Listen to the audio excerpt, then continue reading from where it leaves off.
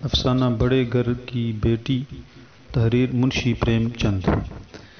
بینی مادھو سنگھ موزہ گوری پور کے زمیندار نمبردار تھے۔ ان کے بزرگ کسی زمانے میں بڑے صاحب ثروت تھے۔ پختہ تالاب اور مندر انہی کی یادگار تھی۔ کہتے ہیں اس دروازے پر پہلے ہاتھی جھومتا تھا۔ اس ہاتھی کا موجودہ نعم البدل ایک بوڑھی بھینس تھی جس کے بدن پر گوشت تو نہ تھا مگر شاید دودھ بہت دیتی تھی، کیونکہ ہر وقت ایک نہ ایک آدمی ہانڈی لیے اس کے سر پر سوار رہتا تھا۔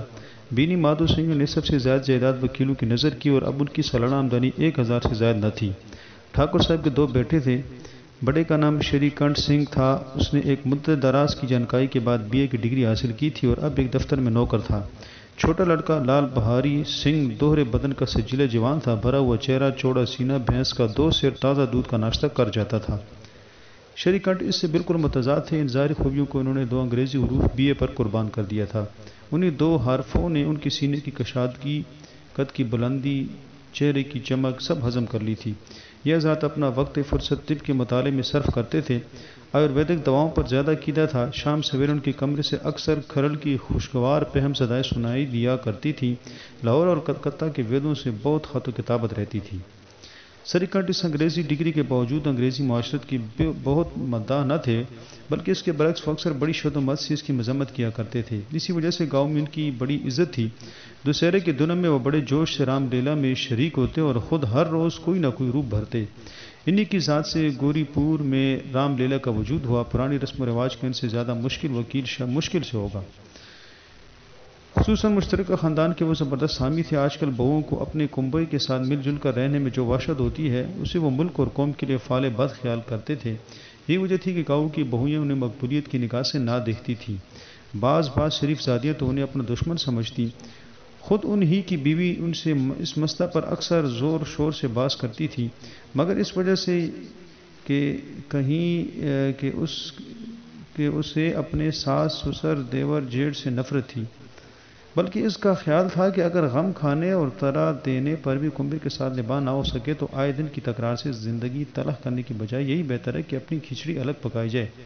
اننتی ایک بڑے اور اونچے خاندان کی لڑکی تھی۔ اس کے باپ ایک چھوٹی سی ریاست کے تعلقہ دار تھے۔ عالیشان محل، 1 ہاتھی، 3 گھوڑے، 5 وردی پوش سپاہی، فٹن، بہلیاں، شکاری کتے، باز، بحری، شکرے، جرے، فرش فروش، شیشہ آلات، آنریری مجسٹریٹی اور قرض جو ایک معزز تعلقہ دار کے لوازم ہیں، وہ ان سے بہراور تھے۔ بھوپ سنگھ نام تھا۔ فراخ دل حوصلہ مند آدمی تھے، مگر قسمت کی خوبی لڑکا ایک بھی نہ تھا۔ 7 لڑکیاں ہوئیں اور 7 زندہ رہیں۔ اپنے برابر یا زیادہ اونچے خاندان میں ان کی شادی کرنا اپنی ریاست کو مٹی میں ملانا تھا۔ پہلے جوش میں تو انہوں نے 3 شادی دل کھول کر کی، مگر جب 15-20 ہزار کے مقروض ہو گئے تو آنکھیں کھلی، ہاتھ پیر پیٹ لیے۔ آنندی چوتھی لڑکی تھی، مگر اپنی سب بہنوں سے زیادہ حسین اور نیک۔ اسی وجہ سے ٹھاکر بھوپ سنگھ اسے بہت پیار کرتے تھے۔ حسین بچے کو شاید اس کے ماں باپ بھی زیادہ پیار کرتے ہیں۔ ٹھاکر صاحب بڑے پیش میں تھے کہ اس کی شادی کہاں کریں۔ نہ تو یہی چاہتے تھے کہ قرض کا بوجھ بڑھے اور نہ یہی منظور تھا کہ اسے اپنے آپ کو بدقسمت سمجھنے کا موقع ملے۔ ایک روز سری کانٹ ان کے پاس کسی چندے کے لیے روپے مانگنے آئے، شاید ناگری پرچار کا چندہ تھا۔ بھوپ سنگھ ان کے طور و طریق پر ریجھ گئے، کھینچ تان کر ذائچے میں لائے گئے اور شادی دھوم دھام سے ہو گئی۔ آنندی دیوی اپنے نئے گھر میں آئیں تو یہاں کا رنگ ڈھنگ کچھ اور ہی دیکھا۔ جن دلچسپیوں اور تفریحوں کو وہ بچپن سے عادی تھی ان کا یہاں وجود بھی نہ تھا۔ ہاتھی گھوڑوں کا تو ذکر کیا، کوئی سجی ہوئی خوبصورت بحلی بھی نہ تھی۔ ریشمی سلیپر ساتھ لائی تھی، مگر یہاں باغ کہاں، مکان میں کھڑکیاں تک نہ تھیں، نہ زمین پر فرش، نہ دیواروں پر تصویریں۔ یہ ایک سیدھا سادہ دہقانی مکان تھا، مگر آنندی نے تھوڑے ہی دنوں میں ان تبدیلیوں سے اپنے تئیں اس قدر مانوس بنا لیا گویا اس نے تکلفات کبھی دیکھے ہی نہیں۔ ایک روز دوپہر کے وقت لال بہاری سنگھ 2 مرغابیاں لیے ہوئے آئے اور باورچ سے کہا، جلدی سے گوشت پکا دو، مجھے بھوک لگی ہے۔ آنندی کھانا پکا کر ان کی منتظر بیٹھی تھی۔ گوشت پکانے بیٹھی، مگر ہانڈی میں دیکھا تو گاؤں پاؤ بھر سے زیادہ نہ تھا۔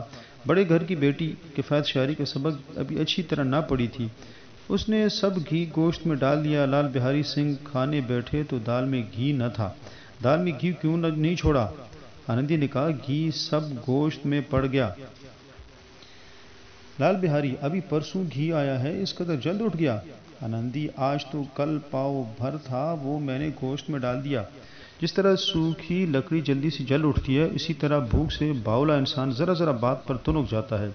لال بہاری سنگھ کو باورچ کی یہ زبان درازی بہت بری معلوم ہوئی۔ تیکھا ہو کر بولا، میکے میں تو چائے گھی کی ندی بہتی ہو، عورت گالیاں سہتی ہے، مار سہتی ہے، مگر میکی کی نندا اس سے نہیں سہی جاتی۔ آنندی منہ پھیر کر بولی، ہاتھی مرا بھی تو 9 لاکھ کا، وہاں اتنا گھی روز نائی کہار کھا جاتے ہیں۔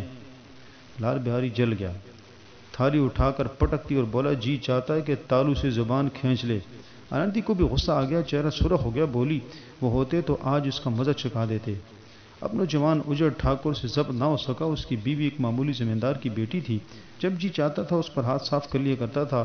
کھڑاؤں اٹھا کر آنندی کی طرف زور سے پھینکا اور بولا، جس کے گمان پر بولی ہو اسی بھی دیکھوں گا اور تمہیں بھی۔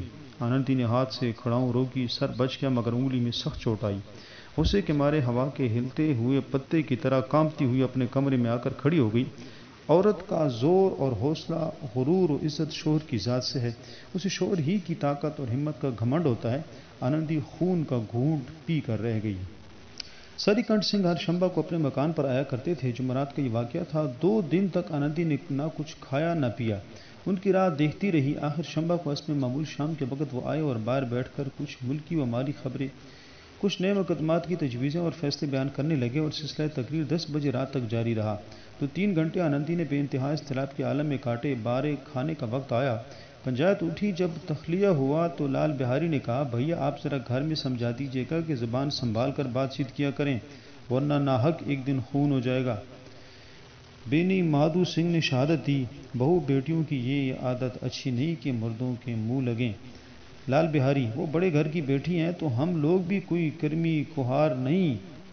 سری کنٹھ، آخر بات کیا ہوئی؟ لال بہاری، کچھ بھی نہیں، یوں ہی آپ الجھ پڑی۔ میکے کے سامنے ہم لوگوں کو تو کچھ سمجھتی ہی نہیں۔ سری کنٹھ کھا پی کر آنندی کے پاس گئے، وہ بھی بھری بیٹھی تھی اور یہ حضرت بھی کچھ تیکھے تھے۔ آنندی نے پوچھا، مزاج تو اچھا ہے؟ سرکنٹھ بولے، بہت اچھا ہے۔ یہ آج کل تم نے گھر میں کیا طوفان مچا رکھا ہے؟ آنندی کے تیور پر بل پڑ گئے اور جھنجھلاہٹ کے مارے بدن میں پسینہ آ گیا۔ بولی، جس نے تم سے یہ آگ لگائی ہے اس سے پاؤں تو منہ جھلس دوں۔ سری کنٹھ، اس قدر تیز کیوں ہوتی ہو؟ کچھ بات تو کہو۔ آنندی، کیا کہوں، قسمت کی خوبی ہے، ورنہ ایک گوار لونڈا جسے چپراسی گری کرنے کی بھی تمیز نہیں مجھے کھڑاؤں سے مار کر یوں نہ کرتا پھرتا، بوٹیاں نچوا لیتی۔ اس پر تم پوچھتے ہو کہ گھر میں طوفان کیوں مچا رکھا ہے؟ سری کنٹھ، آخر کچھ کیفیت تو بیان کرو، مجھے تو کچھ معلوم ہی نہیں۔ آنندی، پرسوں تمہارے لاڈلے بھائی نے مجھے گوشت پکانے کو کہا، گھی پاؤ بھر سے کچھ زیادہ تھا، میں نے سب گوشت میں ڈال دیا۔ جب کھانے بیٹھا تو کہنے لگا، دال میں گھی کیوں نہیں؟ بس اسی پر میرے میکے کو برا بھلا کہنے لگا، مجھ سے برداشت نہ ہو سکا، بولی کہ وہاں اتنا گھی نائی کہار کھا جاتے ہیں اور کسی کو خبر بھی نہیں ہوتی۔ بس اتنی سی بات پر اس ظالم نے مجھے کھڑاؤں پھینک ماری، اگر ہاتھ سے نہ روکتی تو سر پھٹ جاتا۔ اس سے پوچھو کہ میں نے جو کچھ کہا ہے سچ ہے یا جھوٹ۔ سری کنٹھ کی آنکھیں لال ہو گئیں، بولے، یہاں تک نوبت پہنچ گئی، یہ لونڈا تو بڑا شریر نکلا۔ آنندی رونے لگی، جیسے عورتوں کا قاعدہ ہے، کیونکہ آنسو ان کی پلکوں پر رہتا ہے۔ عورت کے آنسو مرد کے غصے پر روغن کا کام کرتے ہیں۔ سری کنٹھ کے مزاج میں تحمل بہت تھا، انہیں شاید کبھی غصہ آیا ہی نہ تھا، مگر آنندی کے آنسو نے آج زہریلی شراب کا کام کیا۔ رات بھر کروٹیں بدلتے رہے، سویرا ہوتی ہی اپنے باپ کے پاس جا کر بولے، دادا اب میرا نباہ اس گھر میں نہ ہوگا۔ یہ اور اس معنی کے دوسرے جملے زبان سے نکالنے کے لیے سری کنٹھ سنگھ نے اپنی کئی ہمجولیوں کو بارہا آڑے ہاتھوں لیا تھا۔ جب ان کا کوئی دوست ان سے ایسی باتیں کہتا تو وہ مذاقہ اڑاتے اور کہتے، تم بیوی کے غلام ہو، انہیں قابو میں رکھنے کی بجائے خود ان کے قابو میں ہو جاتے ہو۔ مگر ہندو مشترکہ خاندان کا یہ پرجوش وکیل آج اپنے باپ سے کہہ رہا تھا، دادا اب میرا نباہ اس گھر میں نہ ہوگا۔ ناصح کی زبان اسی وقت تک چلتی ہے جب تک وہ عشق کے کرشموں سے بے خبر رہتا ہے، آزمائش کے بیچ میں آ کر ضبط اور علم رخصت ہو جاتے ہیں۔ بینی مادھو سنگھ گھبرا کر اٹھ بیٹھے اور بولے، کیوں؟ سری کنٹھ، اس لیے کہ مجھے بھی اپنی عزت کا کچھ تھوڑا بہت خیال ہے۔ آپ کے گھر میں اب ہر دھرمی کا برتاؤ ہوتا ہے، جن کو بڑوں کا ادب ہونا چاہیے وہ ان کے سر چڑھتے ہیں۔ میں تو دوسرے کا غلام ٹھہرا گھر پر رہتا نہیں، اور یہاں میرے پیچھے عورتوں پر کھڑاؤں اور جوتوں کی بچھاڑ ہوتی ہے۔ کھڑی بات تک مذائقہ نہیں، کوئی ایک کی دو کہہ لے، یہاں تک میں ضبط کر سکتا ہوں، مگر یہ نہیں ہو سکتا کہ میرے اوپر لات اور گھونسے پڑے اور میں دم نہ ماروں۔ بینی مادھو سنگھ کو جواب نہ دے سکے۔ سری کنٹھ ہمیشہ ان کا ادب کرتے تھے۔ ان کے ایسے تیور دیکھ کر بوڑھا ٹھاکر لاجواب ہو گیا، صرف اتنا بولا، بیٹا تم عقل مند ہو کر ایسی باتیں کرتے ہو، عورتیں اسی طرح گھر تباہ کر دیتی ہیں، ان کا مزاج بڑھانا اچھی بات نہیں۔ سریکنٹھ اتنا میں جانتا ہوں، آپ کی دعا سے ایسا احمق نہیں ہوں۔ آپ خود جانتے ہیں کہ اس گاؤں کے کئی خاندانوں کو میں نے علیحدگی کی آفتوں سے بچا دیا ہے، مگر جس عورت کی عزت و آبرو کا میں ایشور کے دربار میں ذمہ دار ہوں، اس عورت کے ساتھ ایسا ظالمانہ برتاؤ میں نہیں سہ سکتا۔ آپ یقین مانیے میں اپنے اوپر بہت جبر کر رہا ہوں کہ لال بہاری کی گوشمالی نہیں کرتا۔ اب بینی مادو بھی گرمائے، یہ کفر زیادہ نہ سن سکے، بولے لال بہاری تمہارا بھائی ہے، اس سے جب کبھی بھول چوک ہو تم اس کے کان پکڑو، مگر سری کنٹھ لال بہاری کو میں اب اپنا بھائی نہیں سمجھتا۔ بینی مادو عورت کے پیچھے سری کنٹھ جی نہیں، اس کی گستاخی اور بے رحمی کی باعث دونوں آدمی کچھ دیر تک خاموش رہے۔ ٹھاکر صاحب لڑکے کا غصہ دھیما کرنا چاہتے تھے، مگر یہ تسلیم کرنے کو تیار نہ تھے کہ لال بہاری سے کوئی گستاخی یا بے رحمی وقوع میں آئی۔ اسی اثنا میں کئی اور آدمی حقہ تمباکو اڑانے کے لیے آ بیٹھے۔ کئی عورتوں نے جب سنا کہ سری کنٹھ بیوی کے پیچھے باپ سے آمادہ جنگ ہیں تو ان کا دل بہت خوش ہوا، اور طرفین کی شکوہ آمیز باتیں سننے کے لیے ان کی روحیں تڑپنے لگیں۔ کچھ ایسے آصد بھی گاؤں میں تھے جو اس خاندان کی سلامت روی پر دل ہی دل میں جلتے تھے۔ سری کنٹھ باپ سے دبتا ہے اس لیے وہ خطاوار ہے، اس نے اتنا علم حاصل کیا یہ بھی اس کی خطا ہے۔ بینی مادو سنگھ بڑے بیٹے کو بہت پیار کرتے ہیں، یہ بری بات ہے، وہ بھلا اس کی صلاح کی کوئی کام نہیں کرتے، یہ ان کی حماقت ہے۔ ان خیرات کے آدمی کی آج امیدیں بر آئیں، کوئی حقہ پینے کے بہانے سے، کوئی لگان کی رسید دکھانے کے ہیلے سے آ کر بیٹھ گئے۔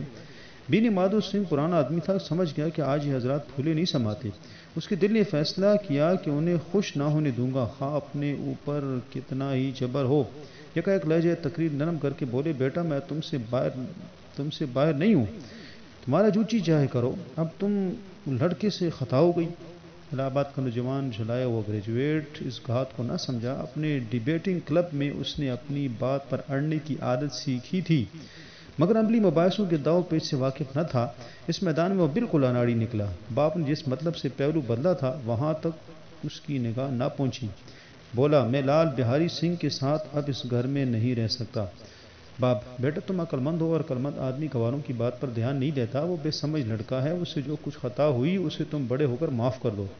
بیٹا، اس کی یہ حرکت میں ہرگز معاف نہیں کر سکتا، یا تو وہی گھر میں رہے گا یا میں رہوں گا۔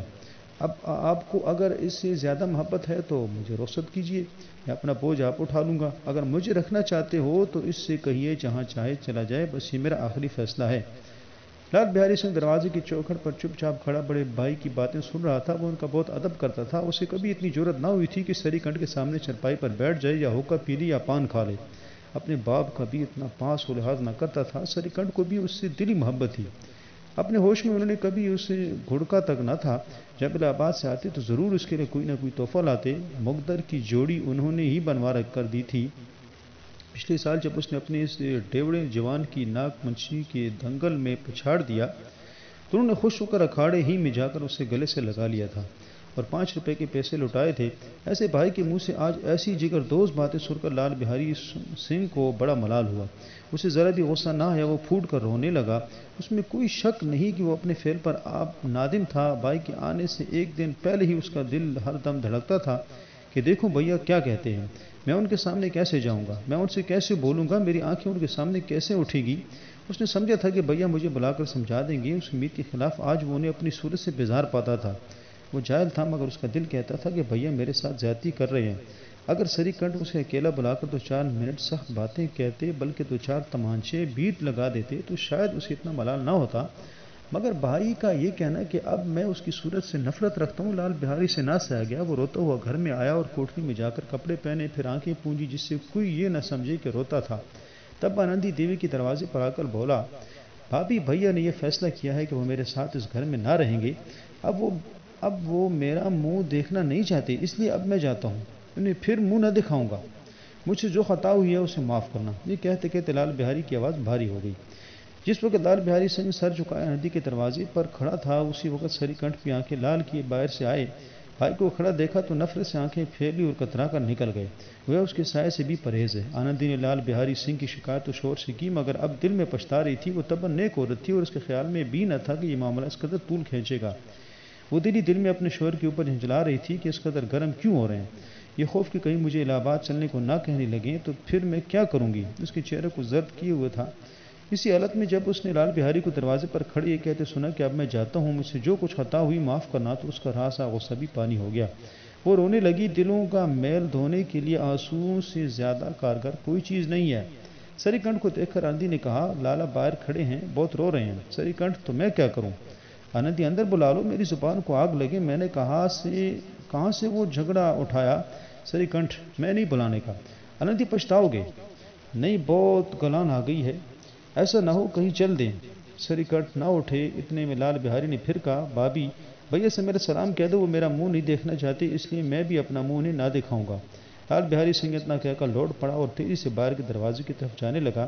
یک آنندی اپنے کمرے سے نکلی اور اس کا ہاتھ پکڑ لیا۔ لال بہاری نے پیچھے کی طرف تاکا اور آنکھوں میں آنسو بھر کر بولا، مجھ کو جانے دو۔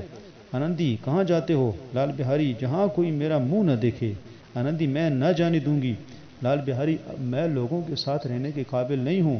آنندی، تمہیں میری قسم، اب ایک دم بھی آگے نہ بڑھانا۔ لال بہاری، جب تک مجھے یہ نہ معلوم ہو جائے گا کہ بھیا کے دل میں میری طرف سے کوئی تکلیف نہیں، تب تک میں اس گھر میں ہرگز نہ رہوں گا۔ آنندی، میں ایشور کی سوگندھ کھا کر کہتی ہوں کہ تمہاری طرف سے میرے دل میں ذرا بھی میل نہیں ہے۔ اب سری کنٹھ کا دل پگھلا، انہوں نے باہر آ کر لال کو گلے لگا لیا اور دونوں بھائی خوب پھوٹ پھوٹ کر روئے۔ لال بہاری نے سسکتے ہوئے کہا، بھیا، اب کبھی نہ کہنا کہ تمہارا منہ نہ دیکھوں گا، اس کے سوا جو سزا آپ دیں گے وہ میں خوشی سے قبول کروں گا۔ سری کنٹھ نے کانپتی ہوئی آواز سے کہا، للو، ان باتوں کو بالکل بھول جاؤ، ایشور چاہے گا تو اب ایسی باتوں کا موقع نہ آئے گا۔ بینی مادھو سنگھ باہر سے آ رہے تھے، دونوں بھائیوں کو گلے ملتے دیکھ کر خوش ہو گئے اور بول اٹھے، بڑے گھر کی بیٹیاں ایسی ہی ہوتی ہیں، بگڑتا ہوا کام بنا لیتی ہیں۔ گاؤں میں جس نے یہ واقعہ سنا، ان الفاظ میں آنندی کی فیاضی کی داد دی، بڑے گھر کی بیٹیاں ایسی ہی ہوتی ہیں۔